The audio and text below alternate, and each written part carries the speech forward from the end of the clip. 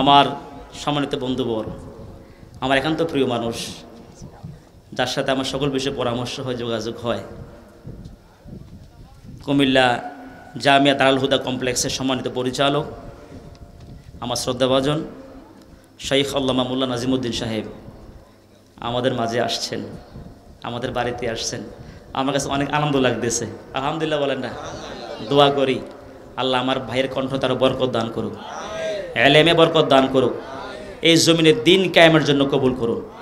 প্রিয় বন্ধু, যে কথাগুলো বলছি আমি শেষ করে দিচ্ছি। আজকে আমরা সিদ্ধান্ত নেব কোরআনের পক্ষে, ইনশাআল্লাহ। যখন ইনশাআল্লাহ কোরআনের পক্ষে থাকলে দুনিয়ার স্বার্থকে আমাকে দলিসাৎ করতে হবে, ঠিকই না? যদি আজকে আমি জাতীয়তাবাদ করি অনেক সুযোগ সুবিধা পাবো। জাতীয়তাবাদ যারা করে উপর থেকে টাকা আসে, ঠিক না? সেকুলার যারা করে উপর থেকে টাকা আসে নিচে, ঠিক না? আর যারা ইসলামী আন্দোলন করে পকেটের টাকা দিয়ে ইসলামী আন্দোলন করতে হয়, ঠিকই না? আজকে যদি বাংলাদেশের রাজনীতি করে যদি এই সমস্ত অবৈধ টাকার পাহাড় জোগাড় এটা বন্ধ করে দেওয়া হয়, দেখবেন ইসলামী আন্দোলনের কর্মী ছাড়া রাজনীতিবিদ পাওয়া যাবে না, ঠিকই না? কারণ কি জানেন আসলে প্রকৃত রাজনীতিবিদ কারা? আচ্ছা, আমাদের নবীদের রাজনীতিবিদ ছিলেন না? না থাকলে নবী সাল্লাল্লাহু আলাইহি ওয়াসাল্লাম 10 বছর দেশ চালাইছে, মৃত্যু পর্যন্ত মুহাম্মদ সাল্লাল্লাহু আলাইহি ওয়াসাল্লাম রাষ্ট্রপ্রধান ছিলেন, ঠিক কি না? রাষ্ট্রনীতি কাকে বলে এটাই তো শিক্ষা দিয়েছে মুহাম্মদ সাল্লাল্লাহু আলাইহি ওয়াসাল্লাম। রাজনীতি মানে শ্রেষ্ঠ নীতি। আচ্ছা, রাজহাঁস মানে কি? হাঁসের মধ্যে যেটা বড়, ঠিক না? আচ্ছা, রাজপথ মানে কি? পথের মধ্যে যেটা বড় পথ, অর্থাৎ চৌড়া বড় পথ, বিশ্ব রোড, এগুলোকে রাজপথ বলে, ঠিক না? ঠিক না? এরপরে সুতরাং রাজনীতির মধ্যে শ্রেষ্ঠ নীতি হলো রাজনীতি, ঠিক কি না? এবার আপনারা বলেন নীতি কে দিবেন? জোরে করে কে দিবেন? আল্লাহ নীতি দিবেন। ওয়া আনিহকুম বাইনাহুম বিমা আনজালাল্লাহ, তাদের মাঝে বিচার করো আল্লাহ যেভাবে বিধান দিয়েছেন। সুতরাং আমাদের প্রত্যেকটা বিষয় কিভাবে কি করব, ওই সকল বিষয় তিবিয়ানান লিকুল্লি শাই, সব সমস্যার সমাধান দিতে পারে আল কোরআন। কথাটা কার? না কোনো দলের, কোনো ব্যক্তির? তাহলে সকলে জবাব দেন, সব সমস্যার সমাধান। আর একটু গর্জে বলতে হবে, সব সমস্যার সমাধান। এই কথাটা কার? তিবিয়ানান লিকুল্লি শাই, এক্সপ্লেইনিং ক্লিয়ারলি এভরিথিং। মানবতার জীবনে যা দরকার সব কিছু কোরআনে আছে। এই জন্য আমার যত নীতি দরকার, অর্থনীতির ক্ষেত্রে, সমাজনীতির ক্ষেত্রে, বিচারের ক্ষেত্রে, রাষ্ট্রনীতির ক্ষেত্রে, স্বরাষ্ট্রনীতি, পররাষ্ট্রনীতি, যত নীতি দরকার সব নীতি দিয়েছেন কে? সুতরাং যারা কোরআন নিয়ে রাজনীতি করবে, কোরআনের আইন কায়েমের রাজনীতি করবে, তারাই প্রকৃত রাজনীতিবিদ, ঠিক কিনা? আর যারা কোরআন ছাড়া অন্য রাজনীতি করবে এরা ফ্যাট নীতি, এটা রাজনীতি না। এজন্য আজকে আমাদের সিদ্ধান্ত নিতে হবে, আমরা আজকে থেকে সিদ্ধান্ত নিব আমরা কোরআনের রাজনীতি করব। কোরআন দিয়ে দেশ চলবে, সমাজ চলবে, ইসলাম চলবে, আমরা সবাই চাই। যদি না চাই, ওই যে আগে আলোচনা করেছি, তৎকালীন সময় মুনাফিকরা এটাই চাইছে আমরা নামাজ পড়বো, রোজা রাখবো, হজ করবো, নবীর সাথে কাবা করে সেজদা দেব আর দেশ চালাইবে আবু জাহেলরা। এই মানসিকতার কারণে তৎকালীন সময় মুসলমানগুলো মুনাফিক হয়ে গেছে। যে মুসলমানগুলো নবীর হাতে কালিমা পড়ছে, যে মুসলমানগুলো কাবা করে 1 রাকাত নামাজ পড়লে 1 লক্ষ রাকাতের সওয়াব পাইছে, ওই মুসলমানগুলো কি হয়ে গেছে? কি জন্য? কোরআন দিয়ে দেশ চলবে এটা তারা চাই নাই। সুতরাং আমরাও যদি কোরআন দিয়ে দেশ চলবে এটা না চাই, আমার চাচারা, আমার দাদারা, আমার ভাইয়েরা, আমার ছোট ভাইয়েরা, আপনারা আমার সবাই রক্তের সম্পর্ক, যদি ইমানটা নিয়ে বাঁচতে চান, মুনাফিক আদব থেকে বাঁচতে চান, জাতীয়তাবাদ ছেড়ে দেন, সেকুলার ছেড়ে দেন। এগুলো মানুষের তৈরি, এগুলো কার তৈরি? এগুলো আপনাদেরকে বলতেছি সাহস করে, আমার কাছের লোক তো। ধর্ম জাতীয় সেকুলার ধর্মনিরপেক্ষ, সেকুলার কোরআনের সাংঘর্ষিক, জাতীয়তাবাদ কোরআনের সাংঘর্ষিক, এগুলো ছেড়ে দিয়ে কোরআনের পথে আসেন, ঈমান নিয়ে মরতে পারবেন, মুনাফিক হবেন না। আল্লাহ কথাগুলো বুঝার তৌফিক দিন, জোরে করেন না আমিন। আপনি কি রাগ করছেন? আমার কথা কষ্ট পাইলে ক্ষমা করবেন, কিন্তু আমি কারো প্রতি কষ্টের জন্য বলি নাই। আপনারা আমার কাছের মানুষ, হৃদয়ের মানুষ। আমি চাই আপনারা সবাই, আমি আপনি সবাই, আমরা তো একই পরিবারের মানুষ, আমরা চাই কোরআনের পথে এসে জান্নাত যেতে। প্রিয় ভাইরা, আমাদের উত্তর আসিয়া মসজিদে একটা ছোট খাটি আছে কিনা জানেন আপনারা? কথা কয় না, খাটি আছে কিনা? এটা ডবল না সিঙ্গেল? আমাদের রাশিয়া বাগবের মাদ্রাসা মসজিদে আছে কিনা একটা খাটিয়া? ডবল না সিঙ্গেল? কয়জন শোয়া যায়? মাঝে মধ্যে মসজিদে গেলে এটার দিকে তাকাইয়েন, একটু তাকাইন প্রিয় ভাইয়েরা, আমার চাচারা, আমার দাদারা, আমার আপনজনেরা মাঝে মধ্যে তাকাইন এই খাটটার দিকে। এই খাটটা একদিন আপনার ঘরে আমার ঘরে চলে আসবে, ঠিক না? এই জীবনে কত মানুষের কবরে মাটি দিয়েছি। প্রিয় ভাইয়েরা, অনেকের খাট আমি নিজেও কান্দে নিয়েছি। একদিন খাটটা আমার ঘরের সামনে চলে আসবে, চলে আসবে। এই জীবনে কত মানুষের কবরে মাটি দিয়েছি। এই যে কুরুস্থান, এটা আমাদের এই মুড়ি পুকুর পাড়ের চতুর্দিকে আমাদের আপনজনরা সাহিত্য। এই ঈদগাহটা আমাদের এলাকার সবার, ঠিক না? সবার এটা অক্ষ করা হয়েছে। এটা মালিক কিন্তু মুহুরি বাড়ি না, মালিক হচ্ছে এটা পুরা গ্রাম, ঠিক না? আমাদের পূর্বপুরুষরা অক্ষ করে দিছে। এটা এখন আমরা কেউ মালিক না, এছাড়া গোটা মুসলিম উম্মা কি এটার মালিক, ঠিকই না? কিন্তু এই পুকুরটা কিন্তু আমাদের বংশের। এই পুকুর পাড়ের মধ্যে আমাদেরকে শোয়ানো হয়। মাঝে মধ্যে আমি এই দিক দিয়ে যাওয়ার সময় এই জায়গাটার দিকে তাকাই বেশি বেশি। এই জায়গাতে আমাকে শোয়াইবেন একদিন। আমি হাবিব আল ফরিদি মারা গেলে এখানে আমাকে শোয়াইবেন। এমনকি এইখানে আমার দাদা সাহিত্য, এখানে আমার দাদি সাহিত্য। আমার আব্বা দেখিয়েছেন, আমার দাদা এবং দাদিকে আমি দেখি নাই চোখে। আমার আব্বা বলছেন এটা তোর দাদার খবর, এখানে তোর দাদির খবর। এখানে আমার জ্যাঠা জেঠি, আমার দাদা দাদি, বাড়ির অনেক আপনজন, চতুর্দিকে সব আমাদের আপনজন সাহিত্য। এমনকি এই কুরুস্থানের মধ্যে আমি আমার সন্তানটাকে সাহিত্য করেছি। 16.5 মাস বয়স আমার একটা ছেলে আব্দুল্লাহ আবরর দুনিয়া থেকে চিরবিদায় হয়ে গেল। যেই সন্তানটিকে আমি নিজে তাকে গোসল দিয়েছি মৃত্যুর পরে। আমি আমার সন্তানটিকে নিজেই তাকে কাফনের কাপড়টা পরিয়েছি। অনেকে বলেছে গোসল দেওয়ার জন্য, বলছি না, আমি আমার সন্তানটাকে আমিই গোসল দেব। এরপরে আমি যে মসজিদ কুমিল্লার ঠাকুরপাড়া বড় মসজিদে ইমামতি করি, সেখানে একটা জানাজা পড়ার জন্য আমার মুসল্লিরা আবেদন করেছেন। অনেক আমার আপনজন মুসল্লিরা, আশেপাশে শহরের বহু মানুষ সেখানে আমার সন্তানের জানাজা পড়ার জন্য হাজির হয়েছে। যারা হাজির হয়েছে কেউ তাকে চিনেও না, দেখেও নাই। সেখানে আমি নামাজ পড়েছি। এই ঈদগাতে আমার সন্তানের জানাজার নামাজ হয়েছে। বাড়ি থেকে আনার সময় অনেকে কোলে নিতে চেয়েছে। আমি বলছি না, আমার সন্তানটাকে আমি কোলে নিয়ে তাকে গোরস্থানে নিয়ে যাব। কবরে নামার জন্য অনেকে চেয়েছি, আমি নিজেই নেমেছি। তাকে কবরে আমি শোয়েছি। তাকে প্রথম বাঁশগুলো আমি বিছিয়েছি, তারপরে প্রথম মাটিটা আমি দিয়েছি। প্রিয় বন্ধুদের কথাগুলো এই জন্য বলতেছি, একদিন এই গোরস্থানের মধ্যে আমার সন্তান যেখানে শুয়েছে, এই গোরস্থানের মধ্যে আমাকেও শুইতে হবে, আমার বাবাকেও শুইতে হবে, আমার মাকেও শুইতে হবে, আমার বাড়ির সকলকে এই চতুর্দিকে শুইতে হবে, ঠিকই না? এই খাটিয়াটা একদিন মসজিদের উত্তর রাশিয়া মসজিদের খাটিয়াটা একদিন আমার ঘরের সামনে আসবে, আমাকে নেওয়ার জন্য, আপনাকে নেওয়ার জন্য। আসবে কিনা ভাই? কথা বলেন না, আসবে কিনা? এই জন্য কবি সুন্দর করেই আমাদেরকে উপদেশ দিয়েছেন, এই খাটি একদিন আসবে। দুয়ারে দুয়ারে আইসা আছে পালকি, দেহে সাজাইয়া দে। ঠিক নয় কি? আমি মারা যাব, আমার আত্মাটা চলে যাবে। আত্মার মৃত্যু নাই, এই দেহটা ডেড বডি হয়ে যাবে, এটা মাটির সাথে মিশে যাবে, কিন্তু আত্মার কি নাই? আত্মা স্থানান্তর হয়। আমার আত্মা বলবে আর রেখে লাভ নাই, রেখে আর লাভ নাই। দুয়ারে দুয়ারে আইসা আছে পালকি, দেহে সাজাইয়া দে।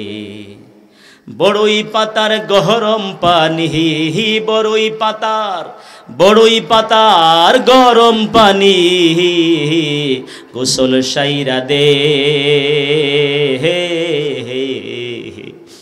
দুয়ারে দুয়ারে আইসা আছে পালকি, দেহে সাজাইয়া দে। আতর গোলাপ সুরমা মাখাও, শেষবারের মতো। আমার লাইগা খিনা আইনো, আমার লাইগা খিনা আইনো, ওই সাদা কাফন, ওই সাদা কাফন। এখানে যারা বসা আছি, হয়তো কারো সাদা কাফনের কাপড় আমাদের পাশের বাজার শিবির বাজারে চলে আসছে, হতে পারে না? চক বাজারে বা কুমিল্লা শহরে চলে আসছে। আতর গোলাপ সুরমা মাখাও, শেষবারের মতো। আমার লাইগা খিনা আইনো, আমার লাইগা খিনা আইনো, ওই সাদা কাফন, ওই সাদা কাফন। কি আর হইবে দেহেরি কইরা, কি আর হইবে, কি আর হইবে দেরি কইরা, গোসল সাইরা দে দুয়ারে দুয়ারে আইসা আছে পালকি, দেহে সাজাইয়া দে। 3.5 হাত 3.5 হাত মাটির ঘরে রাইখাই এসো ভাই। কয় হাত ভাই? সকলের জবানটা খুলেন না, কয় হাত? আমার জেঠা আজকের সভাপতি, আমার জেঠা আব্দুল মান্নান সর্দার সাহেব, ওনাকে 5 হাত দেবো আমরা, কেমন? কয় হাত? আর যারা মাহফিল বন্ধ করছে আগে তাদেরকে 10 হাত দেওয়া হবে। কয় হাত? একটু মাথায় রাখেন, নিচে তোষক দেওয়া হবে। 3.5 হাত 3.5 হাত মাটির ঘরে রাইখাই আইসো ভাই। এ ঘর ছাইরা অন্য কোথাও, এ ঘর ছাইরা অন্য কোথাও যাবার উপায় নাই, যাবার উপায় নাই। কি আর হইবে দেহেরি কইরা, কি আর হইবে দেহেরি কইরা, দাফন সাইরা দে।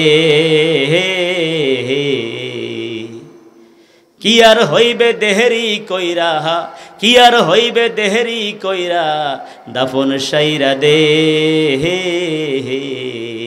বশর সাউনি বিহি চাইয়া, বশর সাউনি, বশর সাউনি বিহি চাইয়া, দাফন সাইরা দে। দুয়ারে দুয়ারে আইসা আছে পালকি, দেহে সাজাইয়া দে। আল্লাহ যখনই চলে যাই ঈমান অবস্থায় গুনাহমুক্ত করে কবরে যাওয়ার তৌফিক দিও। জোরে কর না আমিন। কয়টা দোয়া করবেন? জোরে কর না, কয়টা দোয়া করবেন? বলেন ঈমান অবস্থায় গুনাহমুক্ত। কয়টা দোয়া? আল্লাহ আমাদেরকে ঈমান অবস্থায় গুনাহমুক্ত করে কবরে যাওয়ার তৌফিক দেন, আমিন কর। ঈমান লইয়া গুনাহ লইয়া গেলে বিপদ আছে, এই জন্য কটা দোয়া করবেন সব সময়? ঈমান অবস্থায় গুনাহমুক্ত করে, আল্লাহ কবুল করুক, আমিন বলি। 3 নম্বর প্রশ্নটা হলো, মুহাম্মদকে বলবা মানুষের মাঝে একটা জিনিস আছে যেটা থাকলে জীবিত, না থাকলে লোকটা মৃত। ওয়ায়াসআলুনাকা আনির রূহ কুলির রূহু মিন আমরি রাব্বি, and they ask you about the soul. The soul is one of the commands of my Lord. নবী হে, এরা আপনাকে রূহ সম্পর্কে জিজ্ঞাসা করবে। কি সম্পর্কে? আপনি বলবেন রূহ হল আল্লাহ পাকের আদেশ নির্দেশ, কার হুকুমে আসে আবার কার হুকুমে চলে যায়। যে রূহ ধরা যায় না, ছোঁয়া যায় না, স্পর্শ করা যায় না, রং কেরম কেউ জানে না, কোন দিক দিয়ে আসে কোন দিক দিয়ে যায় আমরা কেউ জানবো না।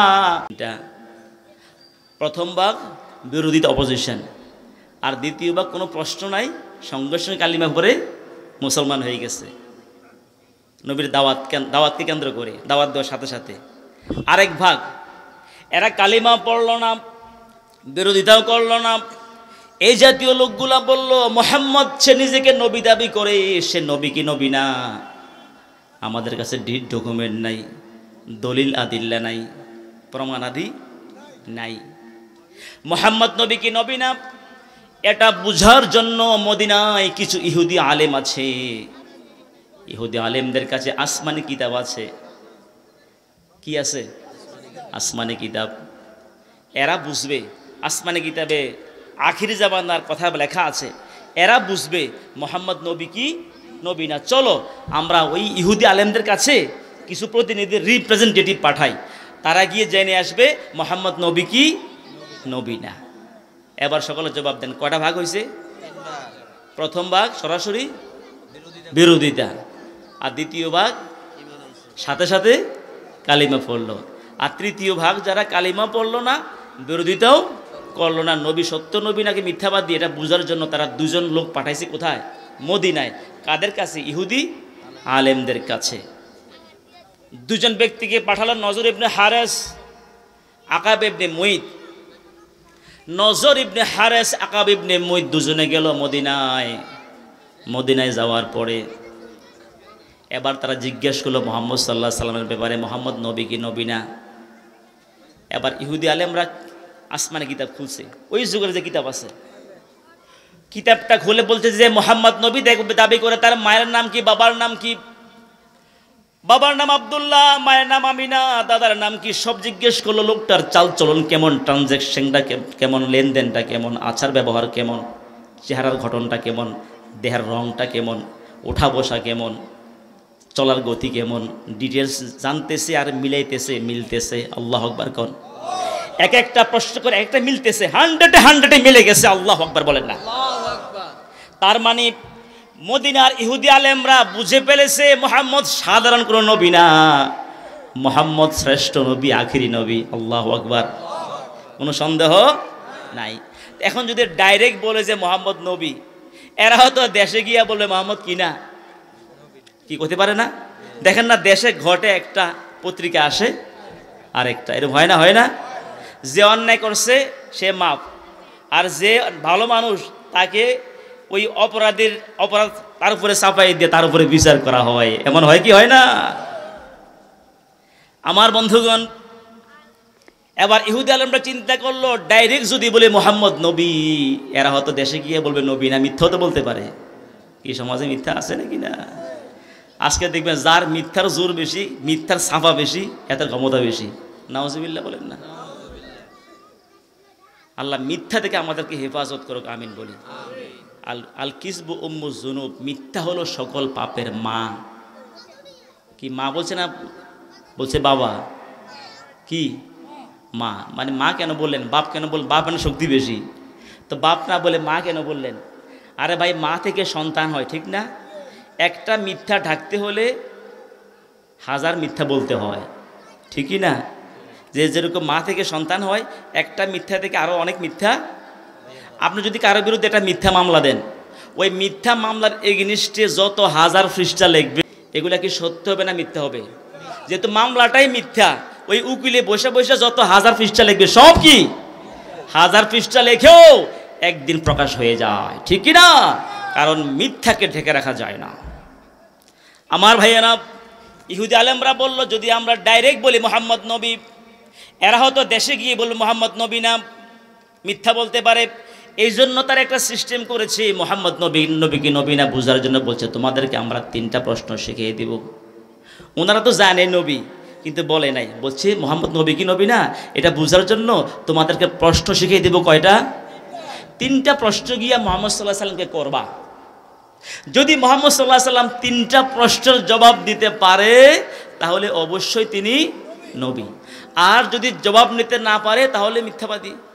আর ইহুদি আলেমরা ভালো করে জানে 3টা প্রশ্নের জবাব নবীর সাথে কানেকশন আছে কার? আল্লাহ ওহীর মাধ্যমে জানিয়ে দিবেন। জোরে কর না সুবহানাল্লাহ। এবার 3টা প্রশ্ন শিখাচ্ছেন। 1 নম্বর প্রশ্ন হলো, আজ থেকে হাজার হাজার বছর আগে কিছু যুবক, কিছু তরুণ গুহার মধ্যে আশ্রয় নিয়েছিল। কোথায়? গুহায় আশ্রয় নিয়েছিল। রাষ্ট্রীয় জুলুমে থেকে বাঁচার জন্য, স্টেট টেরোরিজম থেকে বাঁচার জন্য ওই যুবকগুলো গুহার মধ্যে আশ্রয় নিয়েছিল। মুহাম্মদকে যুবকদের ইতিহাস বলবা, আজ থেকে হাজার হাজার বছর আগের ইতিহাস। যদি মুহাম্মদ নবী হয় তাহলে অবশ্যই বলতে পারবে। আর ইহুদি আলেমরা ভালো করে জানে মুহাম্মদ অবশ্য নবী, আর নবীর সাথে যোগাযোগ আছে কার? আল্লাহ জানিয়ে দিবেন। যেরকম না সুবহানাল্লাহ। প্রথম প্রশ্ন, মনোযোগ আপনাদের আছে? মুহাম্মদকে বলবা যুবকদের ইতিহাস বলতে, যে যুবকগুলো জাতীয় জুলুমের শিকার হলো, জালিম সরকারের কাছে মাথা নত না করি, জালিম সরকার থেকে সুযোগ সুবিধা পাওয়ার জন্য ইসলামকে ত্যাগ করে নাই। আজকে দেখবেন অনেক বহু মানুষ পাওয়া যায় সুযোগ সুবিধা পাওয়ার জন্য ইসলামবাদ আছে নাকি নাই? ওই ইসলাম যে দিকে যাক, আগে দুনিয়া কামাই, এই জন্য সে নেতৃত্ব পাওয়ার জন্য, সুযোগ সুবিধা পাওয়ার জন্য ইসলামী আন্দোলন বাদ দিয়া সে ভ্রান্ত মতাদর্শের মধ্যে যোগ দিয়ে দেয়। আছে নাকি নাই? তাহলে তোমার ঈমান কই গেল? তুমি দুনিয়ার স্বার্থে ইসলাম থেকে বাদ দিয়া ভ্রান্ত মতাদর্শ আকীদায় বিশ্বাসী তুই হয়ে গেলা, তাহলে তোমার জীবন শেষ, তুমি বরবাদ হয়ে গেলা, মুনাফিক কাতারে তোমার নাম চলে গেল, ঠিক কি না? এই জন্য দুনিয়ার স্বার্থে ইসলামকে ত্যাগ করে ভ্রান্ত মতাদর্শ আমরা বিশ্বাস করব না, ঠিক কি না কথা? আমার বন্ধুগণ, এই যুবকদের ইতিহাস নবী ছাড়া কেউ জানবে না। মুহাম্মদকে বলবা যুবকদের ইতিহাস বলতে, প্রথম প্রশ্ন। 2 নম্বর প্রশ্ন, মুহাম্মদকে বলবা আল্লাহ তাআলা দুনিয়াতে একজন রাসূল পাঠিয়েছেন, নবী পাঠিয়েছেন। আল্লাহ তাআলা দুনিয়াতে একজন ব্যক্তি পাঠিয়েছেন, তিনি নবী রাসূল না, একজন ব্যক্তি। আল্লাহ তাআলা দুনিয়াতে একজন ব্যক্তি পাঠিয়েছেন, মানুষ পাঠিয়েছেন, যে লোকটার কিসমত হয়েছিল, ভাগ্যে জুটেছিল পৃথিবীর উত্তর থেকে দক্ষিণ, দক্ষিণ থেকে উত্তর, পশ্চিম থেকে পূর্ব, পূর্ব থেকে পশ্চিম, সারা দুনিয়া সে ভ্রমণ করতে পারত। জোরে কোন সুবহানাল্লাহ। যে যুগে প্লেন ছিল না, হেলিকপ্টারও ছিল না, ওই যুগের কথা বলতেছি, আজ থেকে হাজার হাজার বছর আগে। ওই ব্যক্তির ইতিহাস নবী ছাড়া কেউ বলতে পারবে না। وَيَسْأَلُونَكَ عَنْ ذِي الْقَرْنَيْنِ قُلْ سَأَتْلُو عَلَيْكُمْ مِنْهُ ذِكْرًا إِنَّا مَكَّنَّا لَهُ فِي الْأَرْضِ وَآتَيْنَاهُ مِنْ كُلِّ شَيْءٍ سَبَبًا। আল্লাহু আকবার। নবী হে, এরা আপনাকে জিজ্ঞেস করবে যুলকারনাইন সম্পর্কে। লোকটার নাম কি? কি নাম? যুলকারনাইন। ওই বাদশার নাম যুলকারনাইন। নবী হে, এরা আপনাকে যুলকারনাইন সম্পর্কে জিজ্ঞেস করবে। আল্লাহ যুলকারনাইনকে এত দিগ্বিজয়ী শাসক বানিয়েছিলেন, এত প্রভাবশালী শাসক ছিল, সৈন্য সামন্ত, একটা রাষ্ট্র সারা দুনিয়া কন্ট্রোল করার মতো যত শক্তি প্রয়োজন, অস্ত্র শস্ত্র প্রয়োজন, সৈন্য সামন্ত প্রয়োজন, আল্লাহ সব কিছু দিয়েছেন। জোরে কোন সুবহানাল্লাহ। এত কিছু দেওয়ার পরেও ইসলামের বিরুদ্ধে একটা আইন প্রণয়ন করে নাই, ইসলামকে উৎখাত করার ষড়যন্ত্র করে নাই। একটু সুযোগ পাইছে, কই ইসলামী দলটাকে ব্যান করে দাও, ইসলামটাকে ব্যান করে দাও, যাতে ইসলামী রাজনীতি করতে না পারে। প্রিয় ভাইয়েরা, এটা করে কি হইল? ইউরিদুনা লিউদফিউ নূরাল্লাহি বিআফওয়াহিহিম আল্লাহু মুতিম্মু নূরিহি ওয়ালাউ কারিহাল কাফিরুন। তারা ফুৎকার দিয়ে ইসলামকে নিভাই দিতে চাইবে, ফুৎকার দিয়ে ইসলাম নিভানো যায় না। কথা কোন ঠিক কিনা? যত ফুৎকার দিবেন তত আর প্রজ্বলিত হবে। ইসলামকে যত নিষ্পেষিত করতে চাইবেন, ইসলাম তত তার রং প্রকাশ পাবে। কথা কোন ঠিক কিনা? প্রমাণ হয়েছে না? প্রমাণ হয়েছে না? ইসলামী দল ব্যান করছেন মাত্র, আপনারাই শেষ। ঠিক কিনা? এটা আপনাকে রাগ করতে বলে নাই, বুঝার জন্য বলছি। বুঝে নেন আপনি কোথায় হাত দিছেন। ঠিক কিনা? আল্লাহ এত তাড়াতাড়ি তো গজবটা আসবে আমরা কোনোদিন চিন্তাও, কিন্তু গজবটা একটা আসবে আমরা ভাবছিলাম একটা কিছু হবে আল্লাহ তরফ থেকে। কেউ তো পারে না, মানুষ পারে না, আল্লাহ দিবে। ওই যে যখন আমি মতো মনে করি, ওই যে আলাম তারা বলেন না, আলাম তারা কাইফা ফাআলা রাব্বুকা বিআসহাবিল ফিল, বলেন না আবার, আলাম তারা কাইফা ফাআলা রাব্বুকা বিআসহাবিল ফিল। তারপরে কি? আলাম ইয়াজআল কাইদাহুম ফি তাওদলিল। ঝাঁকে ঝাঁকে পাখি পাঠিয়ে বিশাল শক্তি দ্বারা আপনার বাদশাকে নাস্তানাবুদ করে দিয়েছেন। কারো শক্তি নেই সামনে দাঁড়ানো, এমন শক্তিধর হয়ে দাঁড়িয়েছিল, কারো হিম্মত নেই সামনে দাঁড়ানো, মাত্রই ফুলাফাইন দিয়া আল্লাহ শেষ করে দিছে। ঠিক কিনা? এটা আমি চিন্তা করলাম কেন হলো ঘটনাটা। এটা অন্য কিছু না, আপনি ইসলামটাকে ব্যান করে দিচ্ছেন, ইসলামী রাজনীতি ব্যান করে দিচ্ছেন, আল্লাহ সহ্য করে নাই। ঠিক কি না? আল্লাহ কয়ে যারা ইসলামে আঘাত করবে, ইউরিদুনা লিউদফিউ নূরাল্লাহি বিআফওয়াহিহিম, আমি আল্লাহ আরো আল্লাহর নূর ইসলামকে আমি আরো জ্বালিয়ে দেব ইনশাআল্লাহ। আজকে বাংলাদেশ স্বপ্ন দেখতেছে, আজকে বাংলার মানুষ স্বপ্ন দেখতেছে আগামীর পার্লামেন্ট হবে কোরআনের পার্লামেন্ট। কথা কথা ঠিক না? আজকে স্বপ্ন যেখানে যায় সেখানে রিক্সা চালক, ভ্যান চালক, ওই বৌদ্ধ জাতীয়তাবাদ দেখেছি, আমরা সেকুলার দেখেছি, দেশ অনেকে চালাইছে। আমরা আর দেখতে চাই আগামীর বাংলাদেশ কোরআন দিয়ে চলবে, আমরা দেখতে চাই। কথা ঠিক কিনা? কোরআন দিয়ে দেশ চললে থাকবে না কোনো রাহাজানি, থাকবে সন্ত্রাস। দেখে না শ্রেণী লইয়ে বের হয়ে যায়, দালে বের হয়ে যায়, অস্ত্র নিয়ে বের হয়ে যায়। ইনশাল্লাহ কোরআনের পার্লামেন্ট বাংলাদেশে কায়েম হলে কোনো বাপের বেটার শক্তি নাই শ্রেণী লইয়ে বের হতে। কথা কোন ঠিক কিনা? আপনি মানুষকে হত্যার জন্য শ্রেণী লইয়ে বের হবেন, কোনো বাপের বেটার হিম্মত থাকবে না। কথা কোন ঠিক কিনা? এই জন্য শান্তির সমাজ কায়েমের জন্য, সন্ত্রাস মুক্ত সমাজ কায়েমের জন্য আমরা চাই আগামীর পার্লামেন্ট হবে কোরআনের পার্লামেন্ট। রাজি আছে কিনা? একে রাজি? আল্লাহকে একটু হাত তুলে দেখাই দেই। আলহামদুলিল্লাহ।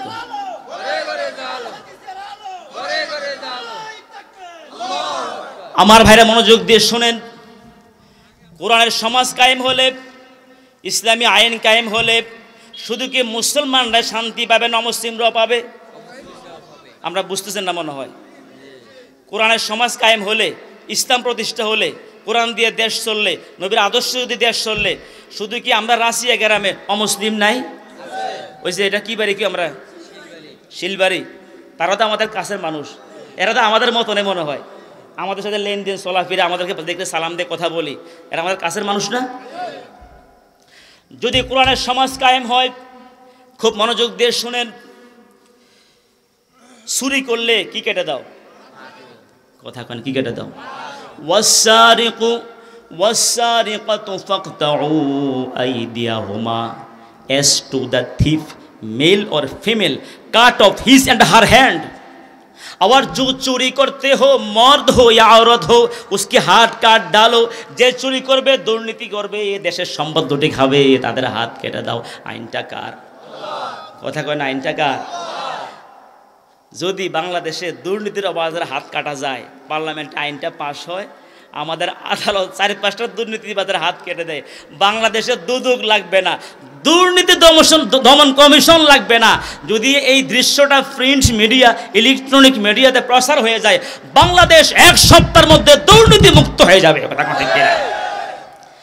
এখন যদি বাংলাদেশটা ঘুষ মুক্ত হয়ে যায়, দুর্নীতি মুক্ত হয়ে যায়, কোথাও দুর্নীতি নেই, ফাইল আটকাবে না, কোন অফিসে গিয়ে ঘুষ লাগবে না, এই যে সুযোগ সুবিধা যদি পায়, শুধু মুসলমানরাই পাবে, অমুসলিমরা পাবে না। কথা কয় না কেন? কি বুঝাচ্ছে কিনা? মুসলমানরা যেমন পাবে, অমুসলিমরাও তেমন পাবে। কার সন্দেহ আছে? এবার সকলে জবাব দেন। মদ পান করলে দৌড়া মারো 80টা। কয়টা? দৌড়া বোঝেন তো? দৌড়ার সাথে ফিডের রক্ত বের হবে। দৌড়ার সাথে কি বের হবে? রক্ত বের হবে। এরকম 80 দৌড়া মারাও যেতে পারে। যারা মাদক দ্রব্য ভারত থেকে আমদানি করবে, বিক্রি করবে, আজকে আমাদের গ্রামগঞ্জে পর্যন্ত মাদকের ছড়াছড়ি, ঠিকই না? আজকে আমাদের তরুণ তরুণী যুবক বন্ধুরা এই মাদকের কারণে ধ্বংস হয়ে যাচ্ছে। আজকে আমার এলাকা, আমার ইউনিয়ন, আমার দেশটি আমরা শঙ্কিত অবস্থা আছি। ভবিষ্যৎ প্রজন্ম যেভাবে মাদকের দিকে ছুঁয়ে গিয়েছে, একটা ভয়ঙ্কর অবস্থা হচ্ছে। কথা কোন ঠিক কিনা? এবার সকলে জবাব দেন। মদ পান করলে 80 দৌড়া দিবে। যদি ইসলামী রাষ্ট্র কায়েম হয়, কোরআনের সমাজ কায়েম হয়, যদি 80 দৌড়া দেয়া হয়, মাদক উঠে যাবে। যদি সমাজ থেকে মদ উঠে যায়, মদের লাইসেন্স বন্ধ হয়ে যায়, মদের বার বন্ধ হয়ে যায়, মদ খোরদের তাণ্ডব থেকে আসে না তাণ্ডব, কারে কি বলে হিসাব নাই, ঠিক কি না? মাঝে মধ্যে আমরা বহু আওয়াজ শুনতাম, নাউজুবিল্লাহ কর না, কারে যে কি বলে। ওই এক মাদকের মানে নেশা লিপ্ত আরই, তো ঘরে গেছে, বেশি খাইয়া টাল হয়ে গেছে, এবার শুই রয়েছে। তো মেয়ে বলতেছে, বাপ বলতেছে, আমার মেয়ে এটা কই? তোমার মেয়ে না বিয়ে দিয়ে ফেলছো, এখন শুধু স্বামীর বাড়িতে, ওটা দেখতে মনে চায়। এবার ফোন করছে মেয়ের কাছে। কার কাছে? ফোন করছে, বলছে মা তোর আব্বা তো অসুস্থ। কি অসুস্থ? এটা কি বলা যায় নাকি? এটা বলা যায় নাকি? খাই যে টাল হয়ে গেছে। এবার মেয়ে চিন্তা করলো যাওয়া দরকার। স্বামীকে বলতেছে তুমি যাও, যেহেতু বাড়িতে ধান পানের কাজ বেশি, ধানগুলো আমি একটু একটা পর্যায়ে গোছাই সারি, তারপরে আমি যাব, তুমি একটু দেখে আসো বাবাকে। যাও। কাকে পাঠাইছে? স্বামীকে। এবার বেচারা জামাই আসছে, আসার সময় শ্বশুরও অসুস্থ, কিছু আঙ্গুর, বেদানা, আপেল, রসমালাই নিয়ে আসছে। আয়সা বলতেছে শ্বশুরকে কেমন আছেন বা কী অবস্থা? শ্বশুর বলতেছে না রে ভাই, শরীরটা বেশি ভালো না। আরে ভাই বললো। এবার স্ত্রী বলতেছে আরে বলো কি, লজ্জায়, আরে এটা তো আমাদের জামাই, এটা আমাদের জামাই, তুমি জামাই কি বললা? আরে মা হোশ নাই। নাউজুবিল্লাহ বলেন না। এই মাথাগুলো টাল হয়ে কাকে কি বলে, যত খুনি আছে অধিকাংশ আপনি খুনি দিতে দেখেন, এরা নেশা করে মানুষকে খুন করে। বেশিরভাগ ভাড়াটিয়া খুনিগুলো নেশা করে খুন করে। আমার বন্ধুগণ, যদি মদখোরদের তাণ্ডব, মদখোর যদি আপনার মাদকটা সমাজ থেকে বন্ধ হয়ে যায়, আমি আপনার চ্যালেঞ্জ দিয়ে বলতে পারি আগামীর বাংলাদেশ কোরআন দিয়ে চললে বাংলাদেশে মদের লাইসেন্স বন্ধ হয়ে যাবে ইনশাআল্লাহ। বাংলাদেশে একটা মদের বোতল ভারত থেকে বাংলাদেশে আসার সুযোগ পাবে না ইনশাআল্লাহ। সেটা ব্যবস্থা করা হবে ইনশাআল্লাহ, বলেন না?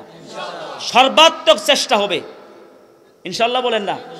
যদি বাংলাদেশ, আগামীর বাংলাদেশ কোরআন দিয়ে চলে, যদি এই দেশটা মাদক মুক্ত হয়ে যায়, শুধু কি মুসলমানদের মা বাবারা নিরাপদে সন্তানের তাণ্ডব থেকে বাঁচতে পারবে, নাকি অমুসলিমদের মা বাবাও বাঁচবে? সবাই বাঁচবে না? সুতরাং ইসলামী রাষ্ট্র কায়েম হলে মুসলমানও শান্তি, অমুসলিমও কি শান্তি। বেবিচার করলে বুক পর্যন্ত গেড়ে পাথর মারো, বিবাহিত বিবাহিতা হলে, আর অবিবাহিত হলে 100 দৌড়া মারো। এখন যদি শরীয় অনুযায়ী একটা শাস্তি প্রয়োগ করা হয়, কঠিন শাস্তি প্রয়োগ করা হয়, ইসলাম প্রতিষ্ঠা হলে সরাসরি হয়তো সবগুলা ডাইরেক্ট পারবে না, আস্তে আস্তে পর্যায়ক্রমে, কিন্তু একটা শাস্তি প্রয়োগ, কঠিন শাস্তি হবে। আচ্ছা, যদি এই বেবিচারকে শাস্তি দেওয়া হয়, তাহলে এই যে বর্তমান বাংলাদেশটা বেবিচার যে হারে বেড়েছে, বাংলাদেশে বহু হোটেল আছে, প্রস করার আছে অনুমোদিত, অসংখ্য হোটেল আছে, বিবাহ বহির্ভূত অপকর্ম হচ্ছে, কথা এখন ঠিক কিনা? তাহলে এই বাংলাদেশটা এইডস রোগের একটা ভয়াবহ অবস্থার মধ্যে আছে। যদি বাংলাদেশটা বেবিচার বন্ধ হয়ে গেলে এইডস রোগ থেকে যখন বেঁচে যাবে, শুধু কি মুসলমানরাই বাঁচবে না মুসলিমরাও বাঁচবে? সুতরাং ইসলামী রাষ্ট্র কায়েম হলে মুসলিম অমুসলিম সবাই কি পাবে? শান্তি পাবে। হয়তো আপনি বলতে পারেন, হুজুর ব্ল্যাক বন্ধ হয়ে গেলে আমাদের এলাকার ছেলেপেলেগুলো কি করে খাইব? প্রশ্ন আসে কি না? আল্লাহ তাআলা নিজে বলেছেন, যে রাষ্ট্র কোরআন দিয়ে চলবে, আল্লাহর বিধান দিয়ে চলবে, আল্লাহ তাআলা ওই দেশের মধ্যে আকাশ এবং জমিনের যত বরকতের দরজা আছে, সকল বরকতের দরজাগুলো খুলে দিবেন। যেরকম সুবহানাল্লাহ। বরকত দেওয়ার মালিক কে? আফগানিস্তান চিনুন তো? আফগানিস্তান আমেরিকার লোকে লড়াই করে, পায়ে জুতা নাই, ঠিকমতো জামাও নাই, এরা আল্লাহর উপর তাওয়াক্কুল করে লড়াই শুরু করছে, পরাশক্তি আমেরিকাকে পরাজিত করে আফগানিস্তান স্বাধীন হয়েছে, কথা এখন ঠিক কিনা? আজকে আফগানিস্তান বর্তমানের যে তাদের মুদ্রার মূল্য, আমেরিকার ডলারের চাইতেও তাদের মুদ্রার মূল্য দাম বেড়ে গেছে।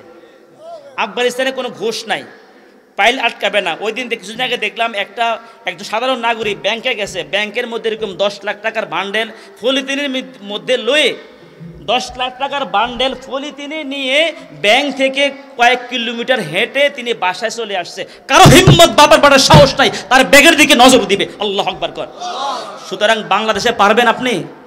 আরে শিবির বাজার আমার জসিম লস্কর, আমার আঙ্কেলের, ওনারা যদি আপনি ইসলামী ব্যাংকে যান, 1 লাখ টাকা যদি আপনি হাতে লয়ে আসতে চান, সাহস করবেন? সাহস করবেন? কেন করবেন না? ওই যে লুট তোরাজ, ঠিক কি না?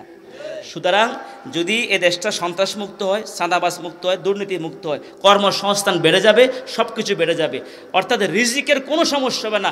আল্লাহ তাআলা আকাশ এবং জমিনের যত বরকতের দরজা আছে, সকল বরকতের দরজাগুলো খুলে দেবেন। আল্লাহু আকবার কর। বুঝাচ্ছে কি না? সুতরাং ইসলামী রাষ্ট্র কায়েম হলে রিজিকের চিন্তা করতে হবে না। ফালা খাউফুন আলাইহিম ওয়ালা হুম ইয়াহজানুন। কার কথা? কোরআন দিয়ে দেশ চললে আল্লাহ জমিনে বরকত দিবে, আকাশের বরকত ঢেলে দিবে, যাবতীয় বরকত দিয়ে দেশটাকে স্বাবলম্বী করে দিবে। এক্সাম্পল মাত্র আফগানিস্তান, বেশি দিন হয় নাই, ঠিক কি না? কি বুঝে আসে আমার ভাইয়েরা? জুলকারনাইন এত বিশাল প্রতিপত্তি ছিল, শাসক ছিলেন, এত বিশাল শাসক, এত শক্তিধর শাসক, এত বিশাল শক্তির মালিক হওয়ার পরেও জুলকারনাইন আল্লাহর বিরুদ্ধে একটা কলম লেখে নাই, একটা আইন প্রণয়ন করে নাই। ইহুদি আলেমরা কয়টা প্রশ্ন শিখাবেন মনে আছে কিনা? 2টা প্রশ্ন গেল। দ্বিতীয় প্রশ্ন জুলকারনাইন সম্পর্কে। 3 নম্বর প্রশ্ন হলো, ইহুদিরা 3টা প্রশ্ন শিখিয়েছেন। প্রথম প্রশ্ন শিখিয়েছিলেন দুনিয়াতে একজন আল্লাহ, দুনিয়াতে কিছু যুবক তরুণ যারা গুহার মধ্যে আশ্রয় নিয়েছিল, যুবকদের ইতিহাস মুহাম্মদকে বলতে বলবা। আবার রিপিট স্মরণ করে দিচ্ছি আপনাদেরকে। 2 নম্বর প্রশ্ন হলো জুলকারনাইন সম্পর্কে। 3 নম্বর প্রশ্ন হলো, ইহুদি আলেমরা ওই 2জন রিপ্রেজেন্টেটিভ, 2জন প্রতিনিধিকে শিখিয়ে দিচ্ছে মুহাম্মদকে প্রশ্ন করবা। 3 নম্বর প্রশ্ন, মানুষের মাঝে একটা জিনিস আছে যেটা থাকলে লোকটা জীবিত, না থাকলে লোকটা মৃত। এটার নাম কি? সকলে বলে না, কি নাম? রূহ। আমাদের মধ্যে রূহ আছে? আছে আছে আছে বলেই তো মাহফিলে বসতে পেরেছি। আবার রূহ আছে বলেই তো অনেকে দোকানে বসে রয়েছে।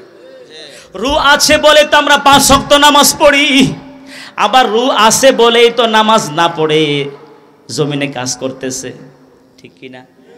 রু আছে বলে তো আমরা কোরআন তেলাওয়াত করি, কোরআন অধ্যয়ন করি, কোরআন শিখি। রু আছে বলে তো আবার অনেকে তাসের আড্ডায়, জুয়ার আড্ডায় বসে আছে, ঠিক কি না? তাদের রু আছে, আমাদের কি আছে? তবে আল্লাহর দেয়া রু একদিন আল্লাহর কাছে চলে যাবে। যাবে না? যাবে না? যাবে না? যাবে না? হে, আপনাকে রু সম্পর্কে জিজ্ঞেস করবে। এবার সকলে জবাব দেন। তারা প্রশ্ন শিখেছেন কয়টা? 3টা প্রশ্ন। 3টা প্রশ্ন লই এবার আসছে মুহাম্মদ সাল্লাল্লাহু আলাইহি সাল্লামের কাছে। কোথায় আসছে? তারা যখন ওই মদিনা থেকে দেশে আসলো, আসার পরে যারা পাঠাইছে না তারা সবাই গিয়ে হাজির হয়েছে মুহাম্মদ সাল্লাল্লাহু আলাইহি সাল্লামের কাছে। গিয়ে এবার 3টা প্রশ্ন করবেন। কয়টা প্রশ্ন মনে আছে কি না? প্রথম প্রশ্নটা কি সম্পর্কে? যুবকদের ইতিহাস। দ্বিতীয় প্রশ্ন কি সম্পর্কে? জুলকারনাইন সম্পর্কে। তৃতীয় প্রশ্ন কি সম্পর্কে? রূহ সম্পর্কে। এবার 3টা প্রশ্ন করল, এর জবাব দেন। আল্লাহর হাবিব সাল্লাল্লাহু আলাইহি ওয়াসাল্লাম বলছেন, আগামী দিন এসো, আগামী দিন আসলে পরে তোমাদের 3টা প্রশ্নের জবাব আমি দিয়ে দেব। যেহেতু আগামী দিন আসার সময় নিয়েছেন, রূহ আল্লাহর পক্ষ থেকে ওহী আসবে আর জানিয়ে দিবেন। জোরে কন্যা সুবহানাল্লাহ। যেহেতু সব জানে কে? গায়েবের মালিক কে? কুল লা ইয়ালামু মা ফিস সামাওয়াতি ওয়াল আরদিল গায়বা ইল্লাল্লাহ।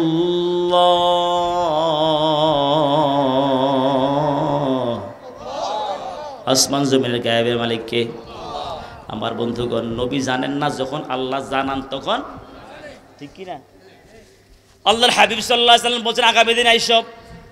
তার আগামী দিনে আসলেন, নবী জবাব দিতে পারেন না, তার মানে এখনো যোগাযোগ হয় নাই কার সাথে? আগামী পরশু আইসব। এইভাবে সময় নিচ্ছে, যত সময় গড়াচ্ছে তত কাফেরদের ডাউট, সন্দেহ বাড়ছে না কমছে? বেড়ে গেছে। পথে ঘাটে হাটে বাজারে দেখবেন আলেমদের কিছু পাইলে নিজের দোষের খবর হিসাব নাই, আলেমদের কিছু পাইলে তিলকে কি বানায়? তাল না, এখন তো বড় তরমুজ বানায়, ঠিক কি না? আমার ভাইয়েরা, মক্কার কাফিরগুলো পথে ঘাটে হাটে বাজারে যেখানে দোকানে পথে প্রান্তরে নবীর বিরুদ্ধে সমালোচনা করতে শুরু করলো, নবী মিথ্যাবাদী ভণ্ড এইভাবে বলতে শুরু করলো। নবীজির কানে খবরটা চলে আসলো, এক কান দুকান হতে হতে নবীর সমালোচনা করতেছে। নবীজি খুব কষ্ট পেলেন। আমি আল্লাহর হক নবী, সত্য নবী, তারা আমাকে মিথ্যাবাদী বলতেছে। নবীজি কলিজায় খুব ব্যথা পেয়েছেন। 2 নম্বর কারণ হচ্ছে, ব্যথার কারণ হচ্ছে, আজকে প্রায় দীর্ঘদিন আল্লাহর সাথে কোনো যোগাযোগ। অন্য সময় কোনো সমস্যা পড়েছে, কোনো প্রশ্ন এসেছে, এখন বলেছে বিকালে জবাব চলে আসছে, অথবা সঙ্গে সঙ্গে চলে আসছে, 1 ঘন্টা পরে ওহী চলে আসছে। কিন্তু আজকে তারা 3টা প্রশ্ন করেছে, 1 সপ্তাহ হয়ে গেছে, এখন কি আসতেছে না জবাব? নবী খুব কষ্ট, 2টা কষ্ট। একটা তো কাফেরদের সমালোচনা, আর একটা ফতরাতুল ওহী বন্ধ হয়ে গেছে, আল্লাহর সাথে কোনো যোগাযোগ বন্ধ হয়ে গেছে। নবীজি খুব কাঁদতেছেন, মনটা খুব ব্যথা। আমার ভাইয়েরা, এবার 1 দিন 2 দিন নয়, 1 সপ্তাহ, এমনকি 2 সপ্তাহ 15টা দিন যাওয়ার পরে এবার আল্লাহ নবীর কাছে ওহী পাঠাইছেন। সুবহানাল্লাহ। ওহী পাঠাইয়ে 3টা প্রশ্নের জবাব দিয়ে দিয়েছেন। শুধু তাই নয়, কেন ওহী আসতে দেরি হয়েছে সেটাও বলে দিয়েছেন। সুবহানাল্লাহ। ওয়ালা তাকুলান্না, পড়েন না, ওয়ালা তাকুলান্না লিশাইইন ইন্নী ফাইলু যালিকা গাদা ইল্লা আইয়াশা আল্লাহ। ওয়ালা তাকুলান্না লিশাইইন ইন্নী ফাইলু যালিকা গাদা ইল্লা আইয়াশা আল্লাহ। और किसी काम की निस्बत ना कहा ना कि मैं उसे काल कर दूंगा मगर अल्लाह चाहे तो। नबी है आगामी दिन बोलबेन, आगामी दिन জানাবেন, आगामी दिन जवाब दिबेन, आगामी दिन करबेन, आगामी दिन বলে দিবেন। এমন কথা বলার সময় আপনাকে বলতে হবে ইনশাআল্লাহ। জোরে কর না, কি বলতে হবে? ইনশাআল্লাহ। নবী কি বলতে মনে নাই? ইনশাআল্লাহ। আওয়াজ দি কর না, কি বলতে মনে নাই? ইনশাআল্লাহ বলতে মনে নাই। এই জন্য আল্লাহ তাআলা 1টা 2টা দিন নয়, 15টা দিন নবীকে ওহী বন্ধ রেখেছেন। নবীর মাধ্যমে গোটা মানবতাকে, মুসলিম উম্মাহকে শিক্ষা দিয়েছেন ভবিষ্যতের পরিকল্পনা আগামী দিন করবেন, আগামী দিন জানাবেন, আগামী দিন পরিকল্পনা করতেছেন, এমন কিছু বলার সময় কি বলবেন? আজ থেকে ওয়াদা করলাম 5 ওয়াক্ত নামাজ জামাতে পড়বো। এত আস্তে কোনো নজর করেন ইনশাআল্লাহ। সুদ খাবো না, আওয়াজ নাই। সুদ দেব না, সুদ খাবো না, ঘুষ খাবো না, অন্যের জায়গা জমি দখল করব না, চুরি করব না, ডাকাতি করব না, সন্ত্রাসী করব না, মাদকে জড়িত হব না। ইনশাআল্লাহ বলেন না। স্ত্রীকে মেয়েকে পর্দায় রাখবো, যেরকম না ইনশাআল্লাহ। হালাল খাবো কষ্ট হলো, ইনশাআল্লাহ বলেন না। আমার ভাইয়েরা এবার 3টা প্রশ্ন শিখিয়ে দিয়েছেন, আলহামদুলিল্লাহ বলতেন না। আমরা এখন প্রথম প্রশ্নটা শিখি, মনে আছে কি না? যুবকদের ব্যাপারে, যে যুবকগুলো জাতীয় জুলুম থেকে বাঁচার জন্য, স্টেট টেরোরিজম থেকে বাঁচার জন্য যুবকগুলো গুহার মধ্যে আশ্রয় নিয়েছিল, আল্লাহ তাআলা বলতেছেন নাহনু নাকুসু আলাইকা নাবাআহুম বিল হক ইন্নাহুম ফিতিয়াতুন আমানু বিরাব্বিহিম ওয়া জিদনাহুম হুদা। নবী হে, নাহনু নাকুসু আলাইকা নাবাআহুম বিল হক, we relate to you their story with the truth, हम उनकी हालत तुमसे सही सही बयान करती है। নবী হে, যুবকদের ইতিহাস আমি আপনার কাছে সত্য বলে দেব। তৎকালীন জালেম শাসক, ওই সন্ত্রাসী শাসক, সন্ত্রাসী দেশের শাসক সরকার, ওই যুবকগুলো সরকারের কাছে মাথা নত করে নাই, সরকারের কথা মতো সন্ত্রাসী করে নাই, অন্যায় কাজ করে নাই। ওই যুবকগুলো সন্ত্রাসীর ওই জালেম শাসকের কথা মতো রাতের বেলা দিনের ভোট দেয় নাই, ঠিক কি না? কথা কো ঠিক না? ওই যুবকগুলো টেন্ডারবাজি করে নাই, সাদাবাজি করে নাই, সন্ত্রাসী করে নাই। এই জন্য যুবকগুলো তৎকালীন শাসক তাদের উপরে খেপে গেছে। কি হয়েছে? যেরকম না, কি হয়েছে? খেপে গেছে, বুঝছেন তো? মানে অনুগত রাখতে পারে নাই। সন্ত্রাসী কর, সাদাবাজি কর, দিনের ভোট হাতে দিয়ে আয়, এগুলা যুবকগুলো করে নাই। না করার কারণেই ওই যুবকগুলো জালেম শাসকের চোখের কাঁটা হয়ে দাঁড়াইছে। কথা কো ঠিক কিনা? আমার ভাইয়েরা, আল্লাহ তাআলা বলতেছেন নাহনু নাকুসু আলাইকা নাবাআহুম বিল হক। ওই তৎকালীন শাসক এবার যুবকদেরকে রাজাকার বলে, সন্ত্রাসী বলে, এই বলে সেই বলে, দুর্বৃত্ত বলে সমাজে প্রচার করে দিছে। কারণ মিডিয়া তো এদের হাতে, সব মিডিয়া বন্ধ, বাকশাল সব মিডিয়া কি, অর্থাৎ ইসলামের পক্ষে মিডিয়া কথা বললে মিডিয়া বন্ধ, দিগন্ত টিভি বন্ধ, ইসলামী টিভি বন্ধ, ওই পত্রিকা বন্ধ, ঠিক কি না? কথা কো ঠিক না? বুঝা গেল এই কাহিনী আগের কাহিনী মিল আছে নাকি নাই? আল্লাহ তাআলা এই কাহিনী উঠাই দিয়ে আমাদেরকে বুঝাইছেন, যুবকেরা, ও দুনিয়ার যুবকেরা, তোমরা যদি আল্লাহর পথে চলো। ওই তৎকালীন সময় যুবকগুলো টেন্ডারের আশা করে নাই, ওই যুবকগুলো সুযোগ সুবিধার আশা করে নাই। এরা ইমানকে মজবুত রাখার জন্য হকের পক্ষে, কোরআনের পক্ষে ছিল, জালেমের পক্ষে মাথা নত করে নাই, জালেমের বশ্যতা স্বীকার করে নাই। ওই যুবকদের কথা কে বলতেছেন? আজও যদি কোনো যুবক ভ্রান্ত মতাদর্শ ছেড়ে, জাতীয়তাবাদ ছেড়ে, সেকুলার ছেড়ে, ফুজিবাদ ছেড়ে ইসলামী আন্দোলনে আসে, দিন কায়েমের পথে আসে, আগামীর বাংলাদেশ, কোরআনের বাংলাদেশ গড়ার জন্য এগিয়ে আসে, ওই বর্তমান যুবকদের ইতিহাসও কার কাছে রেকর্ড থাকবে? যুবকেরা, তোমরা কি চাও কিনা ওই তৎকালীন সময়ের যুবকদের রেকর্ড যেমন আল্লাহ পাক রেখেছেন সম্মানের সাথে, আমরা কি চাই কিনা দিন কায়েমের পথে জীবন বাজি সংগ্রাম করে একটা কোরআনের সমাজ কায়েম করার জন্য এগিয়ে এসে আমাদের রেকর্ডটা আল্লাহর কাছে থাকুক? আমরা কি চাই কিনা? যেরকম চাই কিনা? যে সমস্ত যুবকেরা কোরআনের সমাজ কায়েম করতে চায়, আল্লাহকে হাত তুলে দেখায় দাও।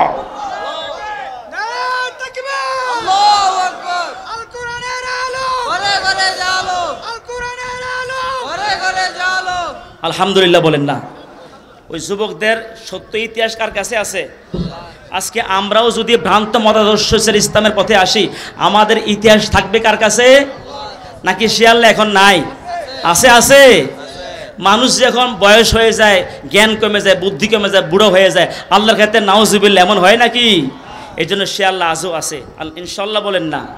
ওই যুবকদের কোনো অপরাধ নাই। ইন্নাহুম ফিতিয়াতুন আমানু বিরাব্বিহিম ওয়া জিদনাহুম হুদা। ওই যুবকগুলো সন্ত্রাসী করে নাই, চাঁদাবাজি করে নাই, টেন্ডারবাজি করে নাই, কারো পুকুরের মাছ ধরে খেয়ে ফেলে নাই, কারো গাছের ফল চুরি করে নাই, ইফটিজিং করে নাই, এরপরে যুবকগুলো রাষ্ট্রীয় সম্পদ আত্মসাৎ করে নাই, কোনো অন্যায় করে নাই। যুবকদের একটাই অপরাধ, আমানু বিরাব্বিহিম, they were with who believed in their Lord. যুবকদের কোনো অপরাধ নাই, একটাই মাত্র অপরাধ, তারা ঈমান এনেছে কার উপরে? এরা ইসলামী আন্দোলন করে দিন কায়েমের পথে আছে, সত্য পথে চলে। ইউনিভার্সিটিতে পড়ে ছেলেটা, শুধু টাকটুর উপরে পায়জামা প্যান্ট পরে, এটাই কি তার কি হয়েছে না? হয়েছে না? সে আজান দিলে মসজিদে যায়, এটাই অপরাধ। এই জন্য ইউনিভার্সিটি হলগুলোর মধ্যে নামাজও পর্যন্ত গোপনে পড়তে হইতো। এমনকি ঢাকা ইউনিভার্সিটি পর্যন্ত আজান পর্যন্ত দীর্ঘদিন বাংলাদেশের ঢাকা ইউনিভার্সিটিতে মাইকে বন্ধ ছিল, জানেন তো আপনারা? আমরা জাতির কাছে জবাব চাই, এই ঢাকা ইউনিভার্সিটি মুসলমানদের সম্পদের উপরে হয়েছে, ঠিক কিনা? স্যার সলিমুল্লাহ 600 একর জমির উপরে ঢাকা ইউনিভার্সিটি প্রতিষ্ঠা করেছেন, এটা মুসলমানদের সম্পদ, মুসলমানদের জন্য করা হয়েছে। আর সেই সম্পদে সেই জায়গাতে আজান কেন বন্ধ ছিল? জাতির কাছে জবাব চাই, কথা কোন ঠিক কি? কেন বন্ধ ছিল আজান? আপনারা মুসলমান হয়ে ঢাকা ইউনিভার্সিটিতে আজান কেন বন্ধ ছিল? যখন কোরআন তেলাওয়াত করতো ছাত্ররা, কোরআন তেলাওয়াতের প্রতিযোগিতা দিয়েছে, গ্রেপ্তার শুরু হয়ে গিয়েছে। আলহামদুলিল্লাহ, বেশি দিন সময় লাগে নাই, এখন সেই ঢাকা ইউনিভার্সিটিতে মাইকে আজান হচ্ছে, আলহামদুলিল্লাহ বল। সেই ঢাকা ইউনিভার্সিটিতে কোরআনের হাদিসের দাস হচ্ছে, সিরাতুন নবী সেমিনার হচ্ছে। আল্লাহু আকবার কোন? এটা কার সাহায্য? যেরকম না কার সাহায্য? আমার ভাইয়েরা, ওয়াজিদনাহুম হুদা, আল্লাহ তাআলা বলেন we increase them in guidance. ওই যুবকগুলো যখন ইমানের উপরে চলা অবিচল শক্তভাবে চলতেছে, আল্লাহ বলতেছে আমি তাদেরকে ইমানের পথে চলা আরো সহজ করে দিয়েছি। সুবহানাল্লাহ। যতই জুলুম নির্যাতন করুক না কেন, সে জেলখানায় গেছে, সমর্থক ছিল, এবার বাড়ি সে বের হয়ে সদস্য হয়ে গেছে, আলহামদুলিল্লাহ বলেন না? ওই যে এটা কার কথা? যত জুলুম করবে ইসলামী আন্দোলনের উপরে, তত আর কি হবে? চাঙ্গা হবে। এরপরে দেখেন, ওয়ারাবাতনা আলা কুলুবিহিম ইয কামু ফাকালু রাব্বুনা রাব্বুস সামাওয়াতি ওয়াল আরদি লান নাদ'উ মিন দুনিহি ইলাহান লাকাদ কুল্লা ইযান শাতাতা। আল্লাহু আকবার। বুঝার জন্য একটু ব্যাকগ্রাউন্ড বুঝতে হবে। ওই তৎকালীন সময় শাসকের নাম ছিল দাকিয়ানুস। কি নাম? দাকিয়ানুস। যে জালেম শাসক যুবকদের উপরে জুলুম করছিল, ও যুবকগুলো গুহার মধ্যে আশ্রয় নিয়েছিল শেষ পর্যন্ত। ওই জালেম শাসকের নাম কি? দাকিয়ানুস।